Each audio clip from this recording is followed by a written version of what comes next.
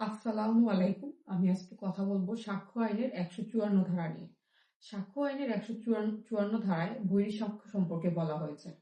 বৈরী-সাক্ষ্য হলো যখন কোনো সাক্ষী নিজ পক্ষ ত্যাগ করে অন্য পক্ষের সমর্থনে কথা বলে, তখন সেই সাক্ষীকে বৈরী-সাক্ষী বলে। একটি উদাহরণ দিলে বিষয়টি আরো বেশি পরিষ্কার হয়ে যায়। ধরা যাক, এ সিকে তলব করলো তার পক্ষে সাক্ষ্য দেওয়ার জন্য, কিন্তু সি তার পক্ষে এর পক্ষে সাক্ষ্য দিতে অস্বীকৃতি জানালো। সেক্ষেত্রে সিকে বৈরী সাক্ষ্য হিসেবে ঘোষণা করা যাবে। কিন্তু যদি এক থেকে দুইটি প্রশ্ন যদি সাক্ষী আহ্বানকারীর বিপক্ষে যায়, সেক্ষেত্রে আমরা তাকে বৈরী সাক্ষ্য হিসেবে ঘোষণা দিতে পারি না। কিন্তু যদি সাক্ষীর কথাবার্তায় যদি মনে হয় যে সে অন্য পক্ষের সমর্থনে রয়েছে, সেক্ষেত্রে আমরা সাক্ষীকে বৈরী ঘোষণা করে তাকে জেরা করতে পারবো। কিন্তু কখন বৈরিতা প্রকাশ পেলে সাক্ষীকে বৈরী ঘোষণা করা যাবে এবং জেরা করা যাবে এ সম্পর্কে আমাদের সাক্ষ্য আইনে কিছু বলা হয় নাই।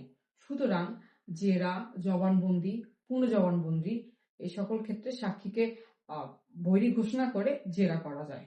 ধন্যবাদ।